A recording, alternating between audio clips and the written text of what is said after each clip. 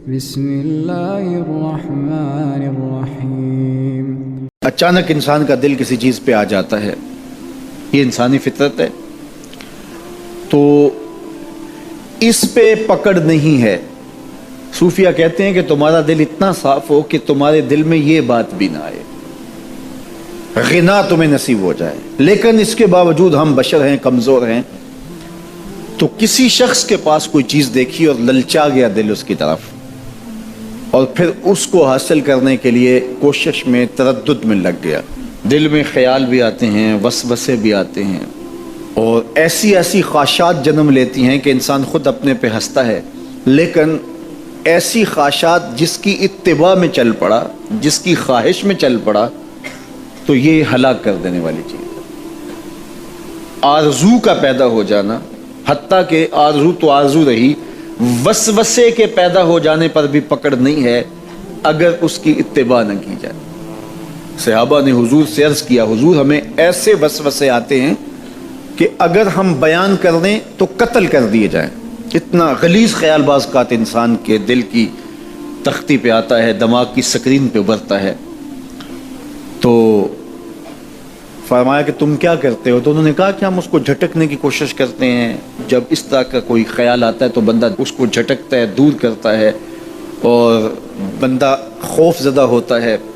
اور اللہ کی پناہ میں آتا ہے، اور اس کی ایک حالت ہوتی ہے۔ تو اس حالت کا انہوں نے ذکر کیا کہ ہم تو پھر یہ کرتے ہیں، تو فرمایا کہ ذالک صریح الایمان، یہ تمہارے واضح ایمان کی علامت ہے کہ اس وسوسے کے بعد جو تمہاری طبیعت میں بے چینی اور بیزاری پیدا ہوئی، اور اس کو دھکیلنے کے لیے، اس کو خیال سے ہٹانے کے لیے، اس کو تصورات سے دور کرنے کے لیے جو تم نے کوشش کی، یہ تمہارا ایمان تھا جو کھڑا ہوا، اور تم اس سے بچنے کی کوشش کرتے ہو، تو یہ تمہارے ایمان کی علامت ہے۔ تو خالی وسوسہ اگر کتنا ہی غلیظ کیوں نہ ہو، اگر اس وسوسے کو خیال کا حصہ بنا کے اس سوچ کو لذت کا سبب نہ بنا لیا جائے،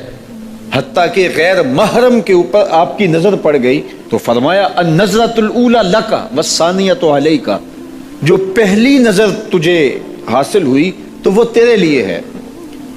لیکن اگر تو نے نظر کا تتبع کیا اور پھر تیری نظر نے دوبارہ پیچھا کیا تو وہ تیرے اوپر وبال بن جائے گی۔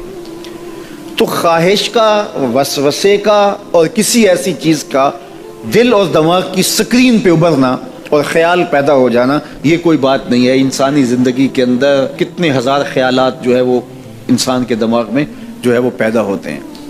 اور پیدا ہو کر کے مٹتے ہیں، پھر نئے پیدا ہوتے ہیں۔ کبھی بھی انسان کا دماغ خالی نہیں رہتا، ہر وقت سوچتا ہے۔ آپ اگر یہ طے کر لیں کہ میں کچھ نہیں سوچنا، تو یہ سوچ رہے ہوں گے کہ میں کچھ نہیں سوچنا۔ یہ کبھی ہو نہیں سکتا کہ آپ کا دماغ ہو اور اس کے اندر جو ہے وہ کوئی خیال نہ چل رہا ہو۔ ہزاروں لاکھوں خیالات کا ایک ہجوم گزرتا ہے، تو انسان کا دل، دماغ اس طرح بھاگتا ہے۔ آپ اچھے لوگوں میں رہیں گے تو خیالات پاکیزہ ہوں گے۔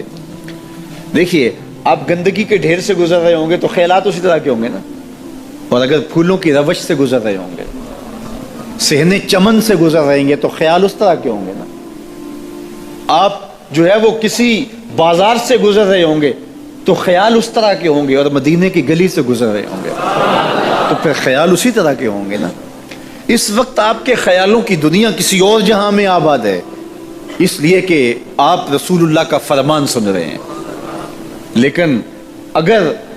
آپ کے سامنے کو گویا غزل گا رہا ہو تو پھر خیال کی وادیوں میں بھٹک کے کہیں آپ اور کھڑے ہوں گے۔ اب بات حضور کے فرامین کی ہو رہی ہے تو تصور پھر گنبد خضرا کے مکی کا ہی ہوگا نا، تصور تو پھر شہر حبیب کا ہی ہوگا۔ لیکن اگر آپ باتیں دوسری جانب کی کر رہے ہوں تو تصور پھر ادھر جاتا ہے، اور اسی لیے ہمارے علماء نے کہا کہ گانے کی طرز پہ نعت نہیں پڑھنی چاہیے، اس لیے کہ گانے کی جو معروف طرز ہوگی، جب اس طرز پہ نعت پڑھی جائے گی تو سن آپ نعت رہے ہوں گے، طرز سے آپ کے دماغ اور آپ کے خیالات بھٹک کے کہیں اور چلے جائیں گے۔ اس لیے یہ گوارا ہی نہیں ہے کہ ذکر رسول اللہ کا اور خیال کہیں اور جا رہا ہو، خیال آوارہ ہو اور بھٹک رہا ہو۔ جب تذکرہ حضور کا ہو رہا ہو تو خیال بھی گنبد خضرا کے مکی کا ہی ہونا چاہیے۔